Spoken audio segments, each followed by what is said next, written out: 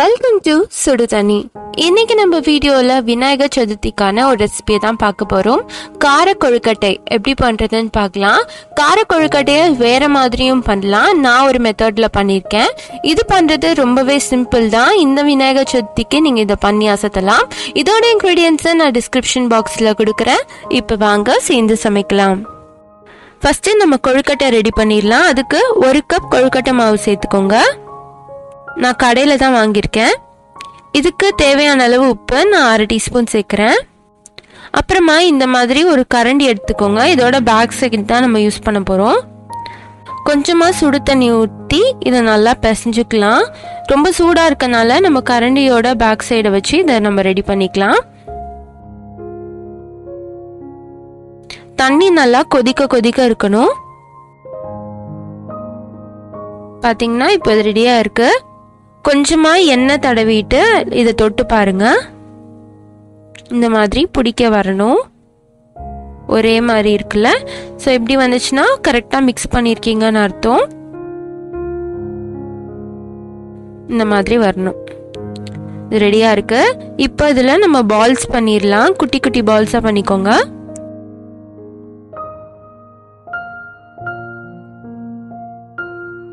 இது மாதிரி எல்லா மாவுலையும் நான் பண்ணி வச்சிருக்கேன்.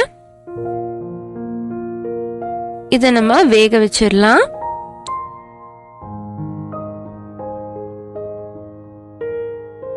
இட்லி கொப்பரையில இது ஒரு 5 நிமிஷம் வேக வச்சிருங்க.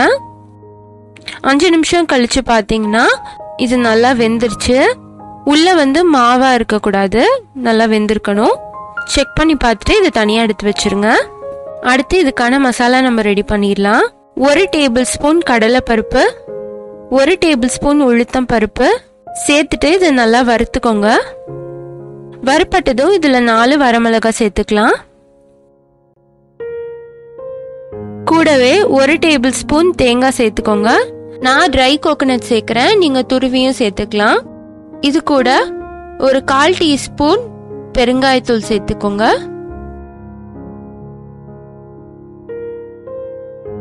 கலருக்கு ஒரு 1/4 டீஸ்பூன் மிளகாத்தூள் சேர்த்துக்கோங்க. இது எல்லாத்தையும் நல்லா வறுத்துடலாம். வறுத்ததுக்கு அப்புறம் கடைசியா ஒரு கொத்து கருவேப்பிலை சேர்த்துட்டு அது ட்ரை ஆகிற அளவுக்கு ரோஸ்ட் பண்ணிருங்க.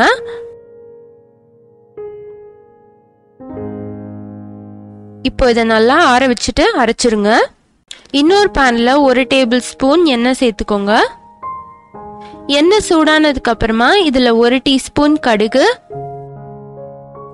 1 டீஸ்பூன் உளுத்தம் பருப்பு,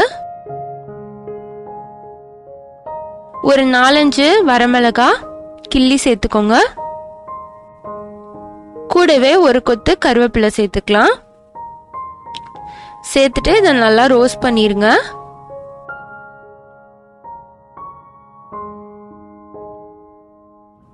ரோஸ்ட் பண்ணதுக்கு அப்புறமா நம்ம அரைச்சு வச்சிருக்க மசாலாவை சேர்த்துடலாம்.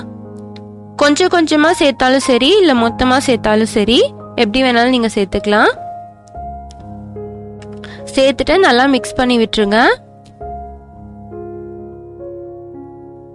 இப்போ இதுக்கு தேவையான அளவு உப்பு நான் 1/4 டீஸ்பூன் சேர்க்கிறேன். 1 ஸ்பூன் நாட்டு சர்க்கரை சேர்த்துக்கலாம்.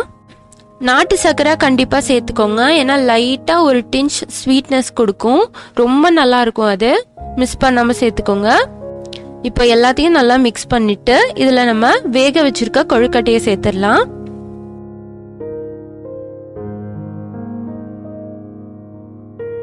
இப்போ இதை ஒரு 2 நிமிஷம் நல்லா குக் பண்ணிட்டு இறக்கிட வேண்டியதான்.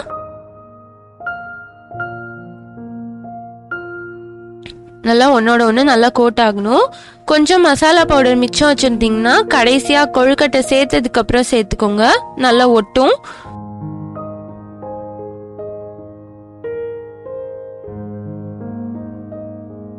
சூப்பரா இது ரெடி ஆயிடுச்சு.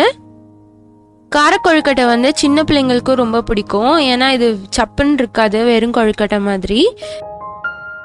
பால்ஸ் முடிஞ்ச அளவுக்கு சின்ன சின்னதா பண்ணீங்கன்னா உங்களுக்கு நல்லா அந்த ஃப்ளேவர் இருக்கும். நம்மளோட கார கொழுக்கட்டை சூப்பரா ரெடி ஆயிடுச்சு.